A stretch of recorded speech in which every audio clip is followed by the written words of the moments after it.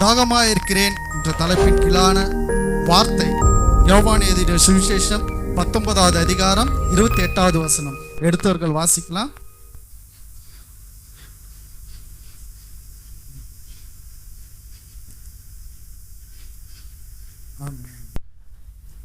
அனைத்தும் வேத வசனத்தின் பிரகாரம் அனைத்தும் நிறைவேறியது என்று சொல்லி கடைசியாக கர்த்தர் சொன்ன வார்த்தை தாகமாயிருக்கிறேன். ஏனென்றால் நாம் இப்போ வந்த கிட்டத்தட்ட 2 மணி ஆகிவிட்டுது. இதுவரை இருக்கும்போது நமக்கு எவ்வளோ தாகமாக இருக்கு. காலையிலேருந்து ஃபாஸ்டிங் இருக்கிறவங்களுக்கு அது தெரியும். ఫాస్టింగ్ ఉండే వాళ్ళకి ఆ దప్పి గురించి తెలుసు. నోరు ఎండిపోద్ది, కళ్ళు తిరిగిపోతుంటాయి. ఎప్పుడు ఏదైనా మంచినీళ్ళు ఇస్తారా, మజ్జిగ ఇస్తారా, తాగితే కొంచెం చల్లపడితే కొంచెం రిఫ్రెష్ అవ్వద్ది, మళ్ళీ ఉత్సాహంగా మళ్ళీ వినొచ్చు అట్లా అనిపిస్తుంది. అయితే మన దేవుడు ఎప్పుటాల నుంచి ఎన్ని గంటల నుంచి ఆయన సిలువలో ఉన్నాడు? 9 గంటల నుంచి మధ్యాహ్నం 3 గంటల వరకు. మరి అంత టైము ఆయన ఎంత తప్పికొండదు. ఆయన ఒంట్లో నుంచి నెత్తురు, ఆయన శరీరం చీల్చి నెత్తురు కారిపోతున్నది.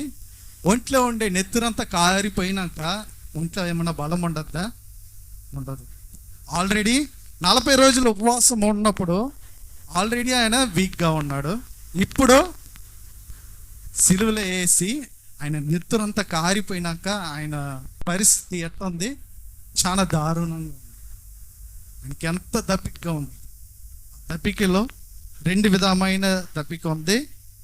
ఒకటి శరీరపూర్వమైన దప్పిక, ఇంకోటి ఆత్మపూర్వమైన దప్పిక. 2 దప్పిక ఉంది. తమిళ్లోనే చెప్తాను, కొంచెం చాలా మంది తెలుగులో ఉండరు కాబట్టి ఒక 2-3 మాటలు తెలుగులో. பெரும்பாலும் தமிழ் தான் எங்களுக்கு கிளியராக வரும், அதனால தமிழே சொல்கிறேன். சங்கீதம் புஸ்தகம் 22வது அதிகாரம் 15ஆம் வசனத்தில் பார்ப்போம். சங்கீதம்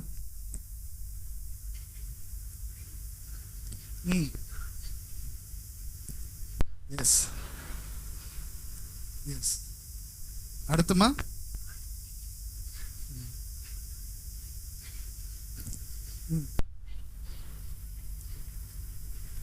எஸ்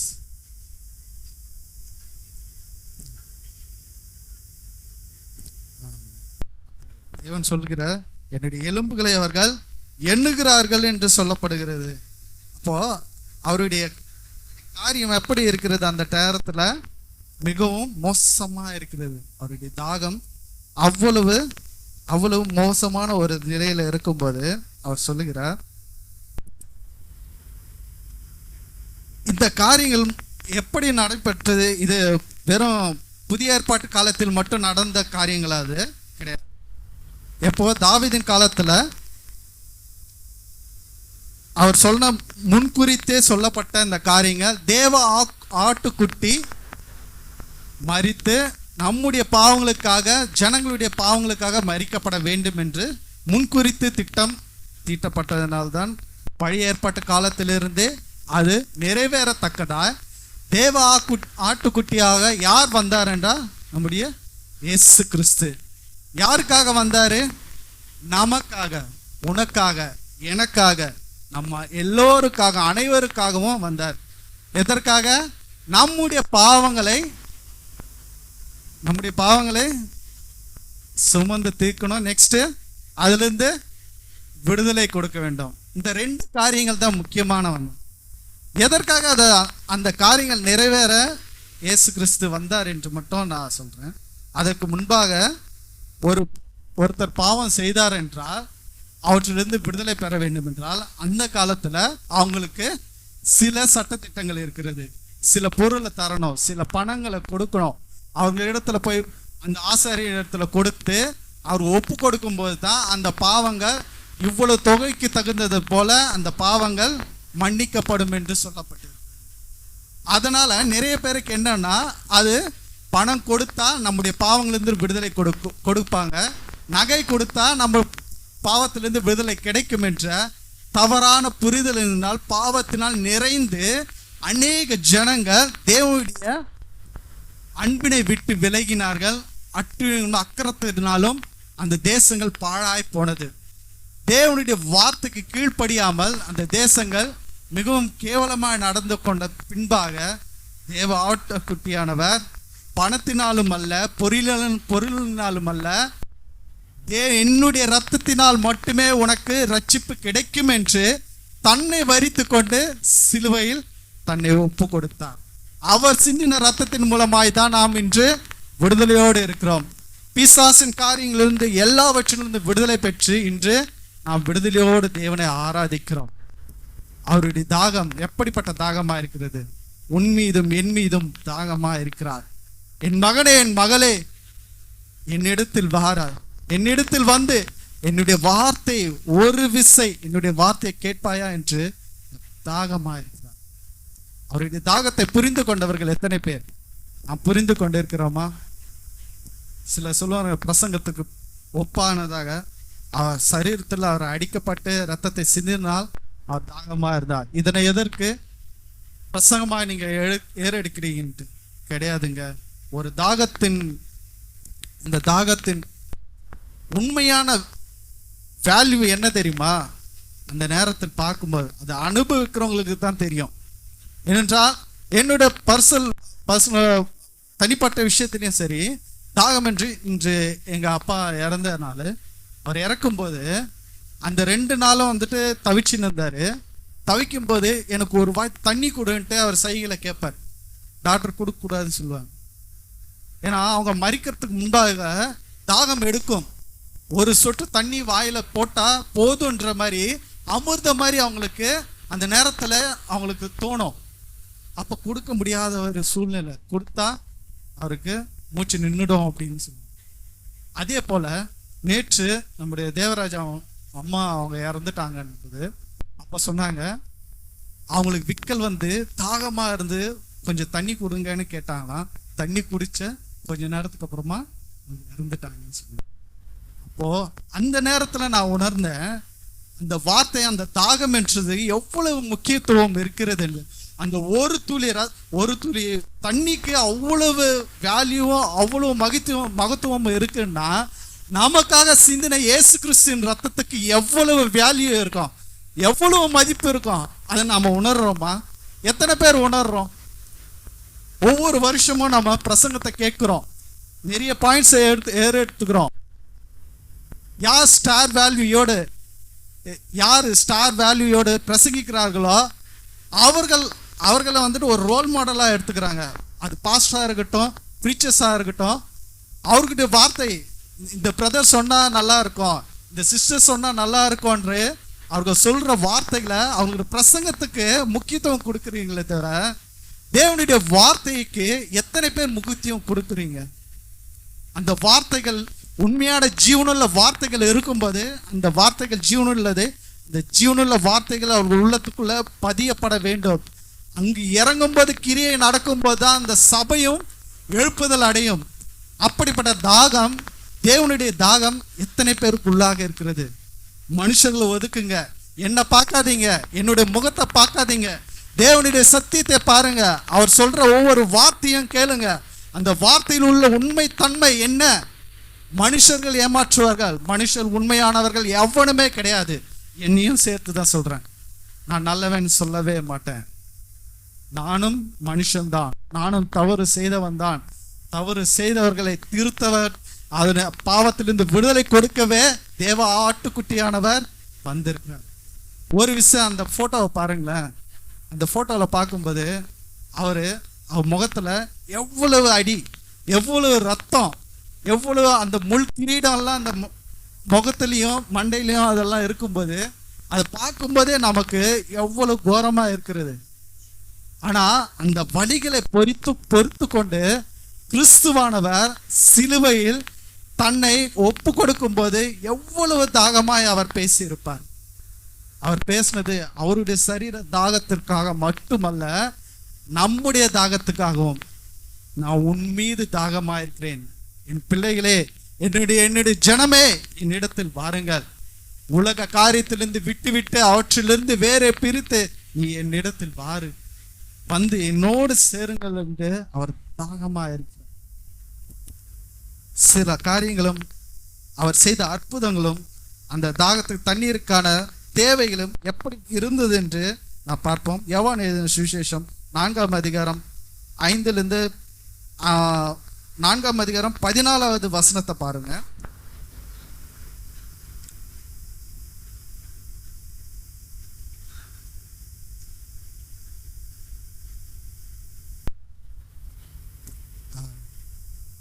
இயேசு கிறிஸ்து கிணற்று கண்டையில் அந்த கதை தெரியும்.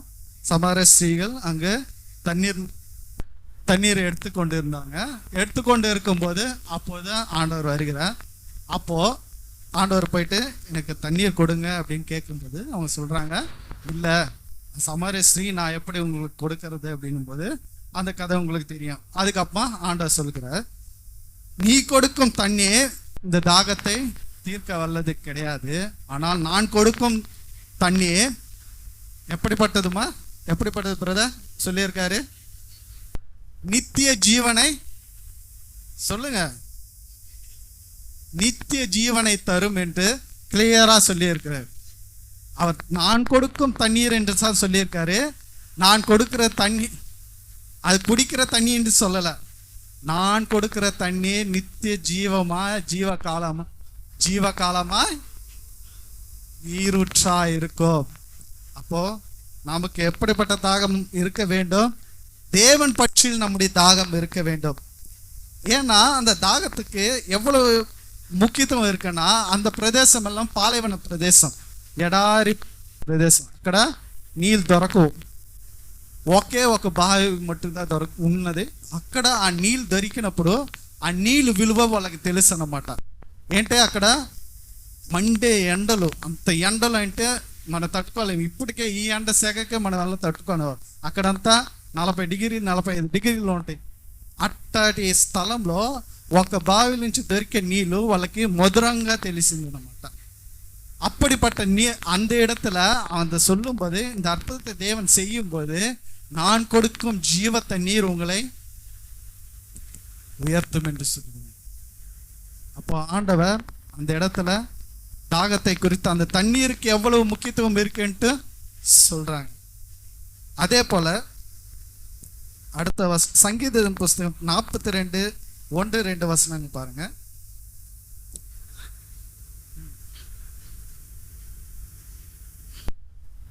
மைக் இருந்தா கொஞ்சம் சொல்லுங்க.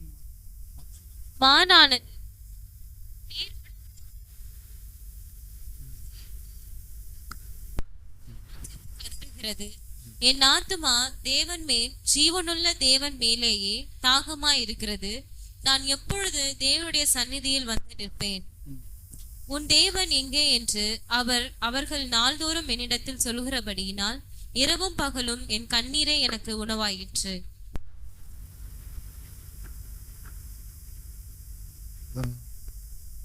அடுத்து 63:1 வாசி. 63 சங்கீதம் எழுதின புஸ்தகம் 63.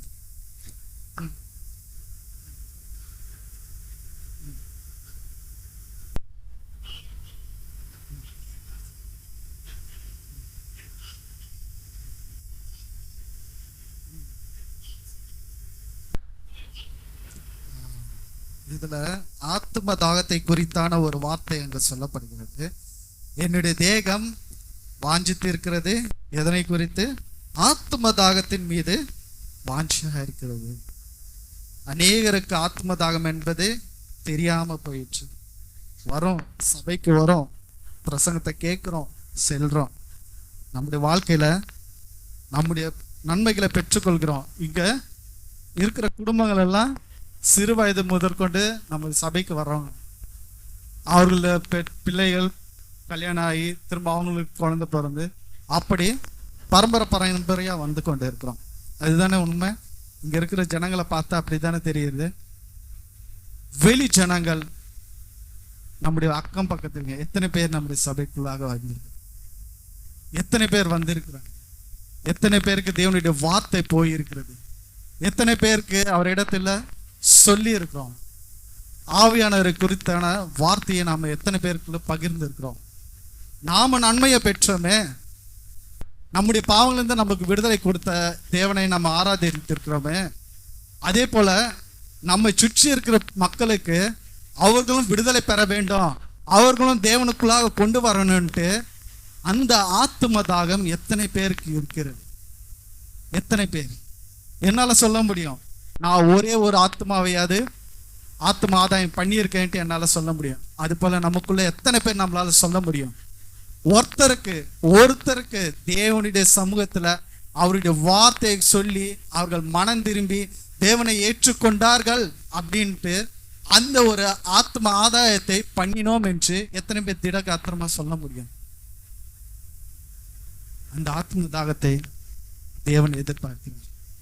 நான் உன்னை, ஆண்டவர் சொல்றாரு, நான் உன்னை ரட்சித்தனே, உன் பாவத்திலிருந்து விடுதலை கொடுத்து உன்னை உயர்ந்த ஸ்தலத்தில் வைத்து உன்னை பாதுகாப்பாய் வைத்து இருக்கிறேனே, அதே போல உன் அண்டை வீடாரும் உன் பக்கத்தில் உன் நண்பர்கள் இருக்கும், அதே போல அந்த விடுதலை கிடைக்க வேண்டாமா?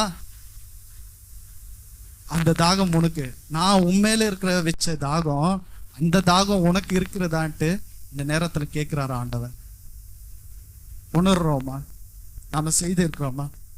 என்னத்தங்க நாம கொண்டு போறோம்?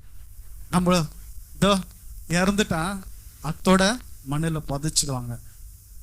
చనిపోతే దాని తర్వాత మట్టిలో పెట్టినాక మనతో ఏం వస్తుంది?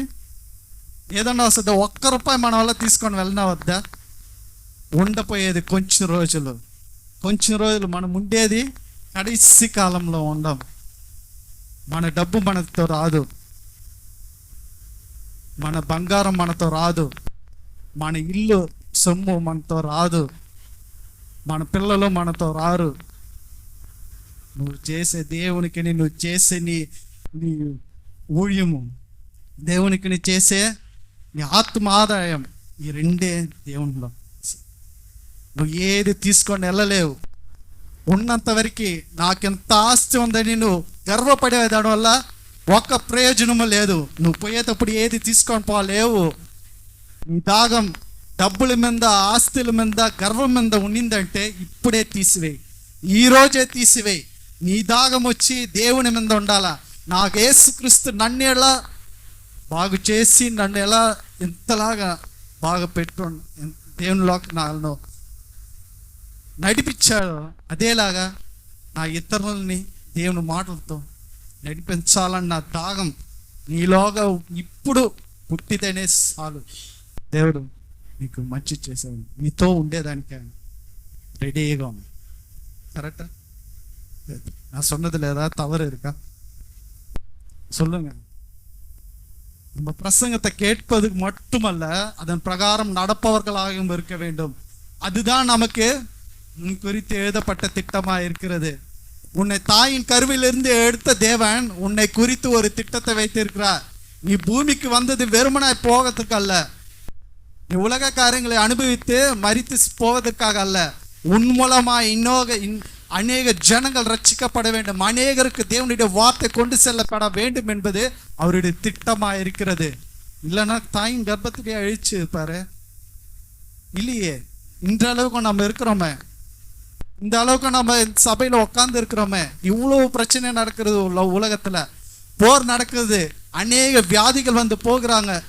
இவ்வளவு மத்தியிலையும் நாம விசேஷமா கூலா ஃபேனு கீழே உட்காந்து சபையில உட்காந்து தேவனுடைய வார்த்தை கேட்கிறோமே. நாம எவ்வளவு விசேஷிக்கப்பட்டவர்கள், எவ்வளவு அதிர்ஷ்டமானவர்கள். இந்த கிருபை அநேகருக்கு கிடைக்கிறதா?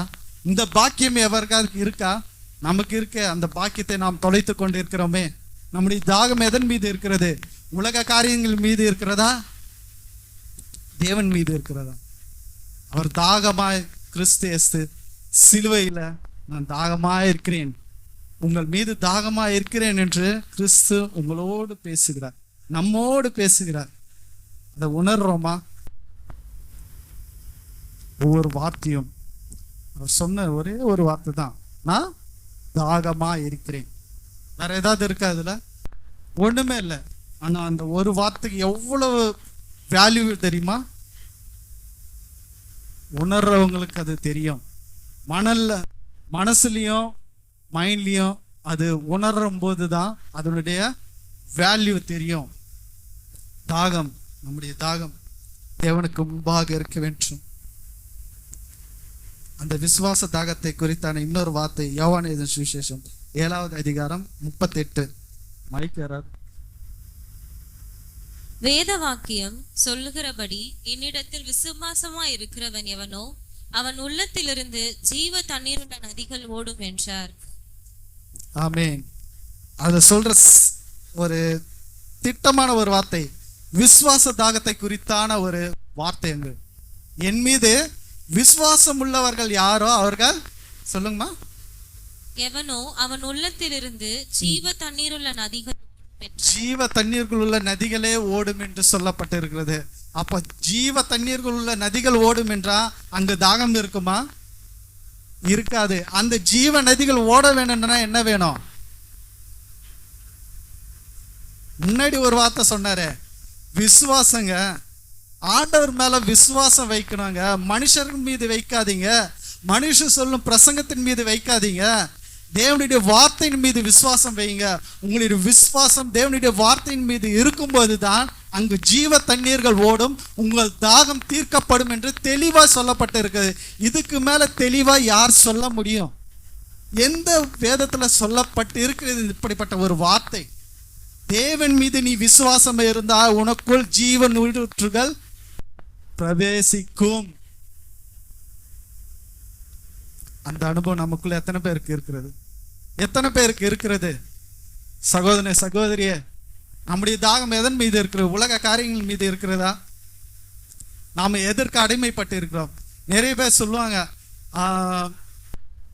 பிசாசானவன் நம்ம போராட்டத்துக்குள்ள கொண்டு வரான், அது செய்யறான் இது செய்யறான்ட்டு. அது என்னது, 666 முத்திரை, பிசாசு முத்திரை வந்துவிடும், அது வந்ததுக்கு அப்புறமா தான் உலகம் அழியும் அப்படின்னு தான் நம்ம கேள்விப்பட்டிருக்கோம். பிசாசவன் எங்கேயும் இல்லை, நம்ம கூடயே இருக்கான். எத்தனை பேர் அதை உணர்றீங்க? எத்தனை பேர் உணர்றீங்க? வாய் திறந்து. ஏன்னா நான் எதுக்கு இவ்வளவு சத்தமா சொல்றேன்னா, ஆயிடுச்சு, 4 வார்த்தை ஆயிடுச்சு, டயர்ட் ஆயிட்டோம். இப்போ நமக்குள்ள இருக்க ஃபியூல பெட்ரோல் எல்லாம் தீர்ந்து போச்சு, எல்லாருமே டல்லா ஆயிடுச்சு. இப்ப இந்த 2 நிமிஷம் நீங்க எங்களோட பேசணும். நீங்க சொல்ற வார்த்தைகள் உங்கள் வாயிலிருந்து புறப்படும் போதுதான் தேவன் நிஜமாவே நம்மளோட தான் இருக்கிறாரா என்று உணர முடியும். நீங்க அப்படியே அமைதியா இருந்தீங்கன்னா அவ்வளவுதான், முடிஞ்சு போச்சு. பிசாசம் எங்க இருக்கான்? நம்ம கூட தான் இருக்கான். எது மூலமா இருக்கான் தெரியுமா? நிறைய பேருக்கு தெரியாது. இது மூலமா தான், இந்த போன் மூலமா தான் இருக்கான். ஓகேவா? எப்படி தெரியுமா? நம்மளுடைய நேரத்தை விழுங்குறவனே இந்த பிசாசானதான், இந்த போன் தான். அதை நானே ரொம்ப லேட்டாக தான் உணர்ந்தேன். ஏன்னா ஃபோன் இல்லைன்னா என்னாலேயே இருக்க முடியாது.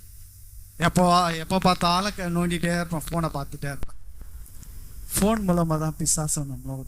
நம்முடைய தாகம், வாலிபர்களுடைய தாகம் ஃபோனில் தான் இருக்குது. நிறைய பேருக்கு ஃபோன் மூலமாகவே பல வாழ்க்கைகள் அழிஞ்சு போயிடும், பல குடும்பங்கள் அழிஞ்சு போனது காரணமே ஃபோன்.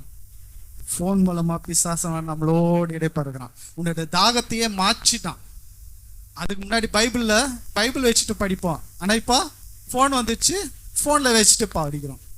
ஃபோனில் எவ்வளோ நேரம் படிப்பீங்க? கொஞ்ச நேரம் பார்த்தா கண்ணு அவ்வளோதான், முடிஞ்சு போச்சு.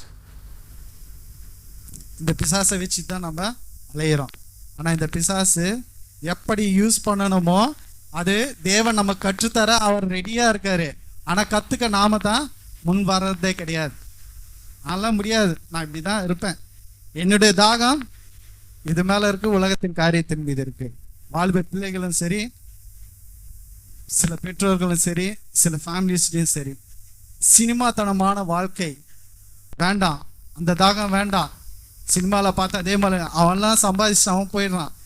ஆனால் அழிஞ்சு போகிறது யாரு? அதை பார்த்து வீணாக போடுறது யாரு? சினிமா ஆக்டர்ஸ் மேலே அவ்வளோ பைத்தியமாக இருக்கு, அவ்வளோ லவ்வாக இருக்கீங்க. ஏங்க, நம்முடைய அசல் ஹீரோவே நம்முடைய ஜீசஸ் தாங்க.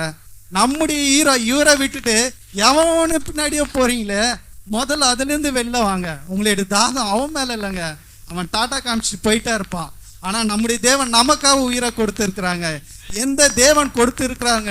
தன்னுடைய ரத்தத்தை சிந்தி தாகமா இருக்கேன், உன் மீது தாகமா இருக்கேன்னு சொல்லி நமக்காக ரத்தம் சிந்தின தேவன் அசல் ஹீரோ இவர் இருக்கும்போது உலகத்தின் ஹீரோ பின்னாடி எல்லாம் நீங்க எங்க போறீங்க? நம்முடைய ஹீரோ இவர் தாங்க, நம்முடைய ஜீசஸ், நம்முடைய இயேசு கிறிஸ்துவானவர் அவர் தாங்க. அவரை முதல்ல பின்பற்றி வார்த்தை முதல்ல நம்புங்க. நீ விசுவாசித்தால் உன் மீது ஜீவன் ஈரோடை புறப்படும் என்று சொல்லப்பட்டிருக்கிறது. ஏசாயா புஸ்தகம் 55வது அதிகாரம் 1-2 வசனத்தை பாருங்க. ஏசாயா 55:55.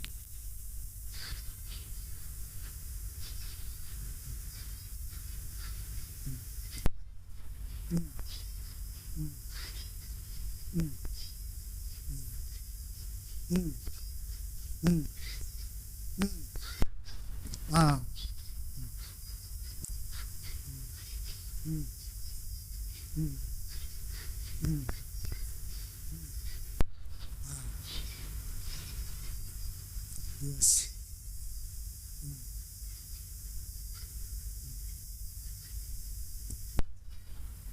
మా తెలుగులో ఎత్తిన వాళ్ళు కొంచెం చదవండి మా. తెలుగు.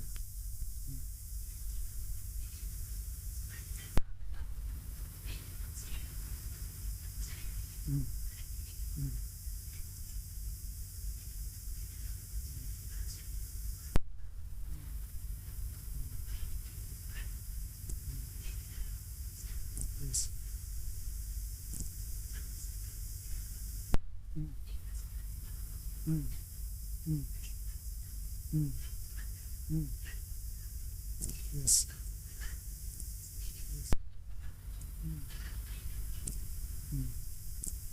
చాలమ్మా. ఎందుకు తెలుగులో చదవమన్నానంటే தமிழ் కంటే తెలుగులో ఇంకా బాగా క్లియర్. దీంట్లో தமிழ்ல சொல்லியிருக்காங்க, தாகமாக இருக்கிறவர்களே நீங்கள் எல்லோரும் தண்ணீர் அண்டைக்கு வாருங்கள், பணம் இல்லாதவர்களே. இதுல ஒரு வார்த்தை சொல்ல, பணம் இல்லாதவர்களே. ஃப்ரீங்க, ஆண்டவர் எடுத்த வார்த்தைக்கு பணம் தேவையில்ல, ஃப்ரீயா வாமா என்கிட்ட அப்படின்னு கேட்குறேன். அடுத்த வார்த்தைகளை பாருங்களேன். நீங்கள் வந்து వాంగి సాపిడుంగల్ రాండి నా దగ్గరికి వచ్చి పుసించి వెళ్ళండి అని చెప్తున్నాడు దేవుడు. దీనికంటే ఇంకెవరికి చెప్తారు? మిగతా గుళ్ళకు పోవాలంటే టోకన్లు వేయాలి, వేళ్ళు కట్టాలా, క్యూలో నిలబడాలా, 2 రోజులు నిలబడాలా, 3 రోజులు నిలబడాలా, కాணிకలు ఇవ్వాలా. ఇవన్నీ అడిగిండే దేవుడు. ఇవన్నీ ఏమో ఆయన అడిగిండ మిమ్మల్ని? లేదు. అంత మనుషులు చేసిన కార్యాలు దేవుడు ఫ్రీగా ఇస్తాను, రాండి నా దగ్గరికి రండి, మీకు జీవజలాన్ని ఇస్తానని చెప్తున్నాడు. పోతున్నామా? నాకు వద్దని వీళ్ళకి దూరంగా ఉంటున్నా. பணமுமின்றி விலையுமின்றி திராட்சரசம் பாலும் சொல்லுங்கள், நீங்கள் அப்பமல்லாததுக்கு பணத்தையும் திருப்பி செலுத்தாத பொருளுக்காக உங்கள் ప్రయాసத்தையும் సెలవడిపానే. దేనికి ప్రయోజనం లేని దానికి మీరు ఎందుకో సెలవు చేస్తున్నారని చెప్తున్నాను. వీటికంటే జీవ రసాన్ని నేను ఇస్తానని దేవుడు చెప్తున్నాడు. దీనికంటే క్లియర్గా ఎవరు మాట్లాడుతారని చెప్పండి. మాకు తెలియదు, నేను అంతగా చదువుకున్నాను కాదు. ఒకరికి తెలుసు, మర్చిపోతాను. మీకు ఎవరన్నా తెలిస్తే, మీకు ఏదన్నా தப்பு ఉంటే చెప్పండి. இதை விட யாருங்க சொல்ல போறாங்க? நம்ம கிட்ட வந்து வாப்பா, என்கிட்ட வாப்பா, ஃப்ரீயா நான் தரேன், நீ எதுவுமே கொடுக்காத, என்கிட்ட வாங்குங்க. ஆண்டவர் நம்ம கிட்ட ஃப்ரீயா ஒரு ஃப்ரெண்டு பேசுற மாதிரி நம்மளோட பேசுறாங்க. அப்படிப்பட்ட தாகம், அப்படிப்பட்ட தாகத்தை தீர்க்க வல்லவர் நம்முடைய இயேசு கிறிஸ்து. ஹல்லேலூயா, ஹல்லேலூயா. தூங்குறவங்க ஹல்லேலூயா சொல்லுங்க. ஹல்லேலூயா. உஷாரா இருக்காங்க. யோவான் 1ஆம் அதிகாரம் 29ஆம் வசனம். யோவான் 1ஆம் அதிகாரம் 29. இயேசுவை தன்னிடத்தில் வர கண்டு, இதோ உலகத்தின் பாவத்தை சுமந்து தீர்க்கிற தேவ ஆட்டுக்குட்டி, எனக்கு பின் ஒருவர் வருகிறார், அவர் எனக்கு முன்னிருந்தபடியால் என்னிலும் மேன்மையுள்ளவர் என்று நான் சொன்னேனே, அவர் இவர்தான். அதுல யோவான் சொல்ற அந்த விசேஷத்திலேயே சொல்லி, முன்குறித்த ஆட்டுக்குட்டி தேவ ஆட்டுக்குட்டி. இந்த தேவ ஆட்டுக்குட்டி யாரு? நம்முடைய இயேசு கிறிஸ்து. அவர் சிலுவையில அடித்து மரித்து 3ஆம் நாள் உயிர்த்தெழ வேண்டும் என்பது தேவ சித்தமா இருந்ததுனால் அவர் தன்னை ஒப்பு கொடுத்தார். ஒப்பு கொடுத்து தன்னுடைய இரத்தத்தின் மூலமாய் அவர் நமக்கு விடுதலை கொடுத்தார். பிலிப்பியர் எழுதின சுவிசேஷம் 2ஆம் அதிகாரம் 8ஆவது வசனத்துல பாருங்க. டைம் ஆயிடுச்சு. எடுத்தவங்க வாசிச்சுட்டா சீக்கிரமா வச்சிரு, ஏன்னா எனக்கே பசிக்குது. ஹல்லேலூயா. வாசிங்கம்மா, வாலிப பிள்ளைங்க சைலண்டா இருக்கீங்க. பிலிப்பியர் 2வது அதிகாரம் 8வது வசனம். அவர் மனுஷ ரூபமாய் காணப்பட்டு மரண பரியந்தம், அதாவது சிலுவையின் மரண பரியந்தமும் கீழ்ப்படிந்தவராகி தம்மை தாமே தாழ்த்தினார். லாஸ்ட் வசனம், அதுல மரண பரிந்தம் வரை தம்மை தாமே தாழ்த்தினார். இதுல முக்கியமான விஷயம், அவர் தன்னை தாழ்த்தி ஒப்பு கொடுத்தார் என்று சொல்லப்பட்டிருக்கிறது. நமக்குள்ள தாழ்மை என்பது எத்தனை பேருக்குள்ளாக இருக்கிறது? தன்னை குறித்தான கர்வமும் வைராக்கியமும் இருக்கிறவங்களுக்கு தேவனிடத்தில் நிற்க முடியாது என்பதை மிக தெளிவாக சொல்லப்பட்டிருக்கிறது. தன்னை தாழ்த்தி அவர் ஒப்பு கொடுத்தார். தாழ்மை உள்ளம், அந்த தாழ்மையின் அவசியம் கண்டிப்பா ஒவ்வொருத்தருக்கும் இருக்கும்போது நிச்சயம் அங்கு விடுதலை கொடுக்க அவர் ஆயத்தமா இருக்கிறார். தாழ்மையோடு தேவனை நோக்கி அவரை கேட்கும் போது அவர் நமக்கு விடுதலை கொடுக்க ஆயத்தமா இருக்கிறார். ஏனால் அவர் யார் மீது தாகமா இருக்கிறார்? சொல்லுங்கம்மா, வாயை தொடங்க. இவ்வளவு நேரம் சொன்னது தூங்கிட்டீங்க போல இருக்க. யார் மீது தாகமா இருக்கிறார்? நம் மீது தாகமா இருக்கிறார். அப்ப அவருடைய தாகத்தை தீர்க்கணுமா இல்ல வேண்டாமா? தீர்க்கணும்ல. அப்ப அதற்கு என்ன செய்யணும்? அவருடைய தாகத்தை தீர்க்க என்ன செய்யணும்? நல்ல விஷயம், அது எல்லாரும் பண்ண முடியாது. அவருடைய வார்த்தைய தெரியாதவங்களுக்கு சொல்லுங்க. தேவனை அறியாதவர்களுக்கு இந்த வார்த்தையை எடுத்து சொல்லுங்க. இன்னைக்கு ஒரு தீர்மானம் எடுங்க. இந்த குட் ஃப்ரைடேல ஒரு தீர்மானம் எடுங்க. அடுத்த வருஷத்துக்குள்ள ஒரு ஆத்மாவை நான் ஆதாயம் செய்வேன் என்று இந்த தீர்மானத்தோடு, அந்த ஆத்ம தாகத்தோடு இன்று இங்கிருந்து நீங்க செல்லுங்க. நிச்சயம் இந்த வருஷம் உங்களுக்கு ஆசீர்வாதத்தின் ஆண்டாய் தேவன் மாற்றி தருவார். ஆமேன், ஆமேன், ஆமேன்.